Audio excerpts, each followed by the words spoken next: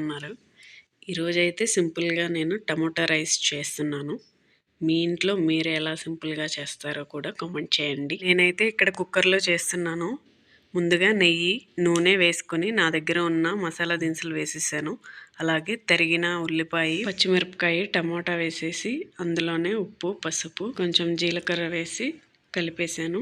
తర్వాత ఒక table spoon అల్లం వెల్లుల్లి పేస్ట్ వేసుకొని నేను ఇక్కడ మీడియం స్పైసీ ఉండేలాగా రెడీ చేస్తున్నాను టమోటా రైస్ని. మీకు ఎంత స్పైసీ కావాలనుకుంటే అంత మసాలాలు కారం యాడ్ చేసుకోవచ్చు. కారం కూడా వేసేసుకొని కొద్దిసేపటికి టమోటా ఇలా మగ్గిపోయింది. ముందుగా నానబెట్టిన బియ్యాన్ని వేసేసుకొని అందులోకి తగిన వాటర్ పోసుకోవాలి. గ్లాస్ బియ్యానికి 2 గ్లాసులు వాటర్ పడుతుంది. సో నేను ఇక్కడ 2 గ్లాసులు పెట్టి 3 విజిల్స్ వేసేసాను. ఇలా రెడీ అయిందనమాట. మీరు కూడా ట్రై చేసి ఎలా వచ్చిందో నాకు కామెంట్ చేయండి. అంతే, ఎంతో సింపుల్గా టేస్టీగా tomato rice ready.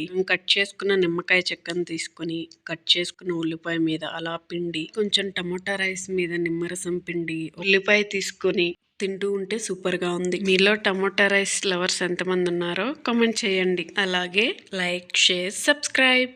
Thank you for watching.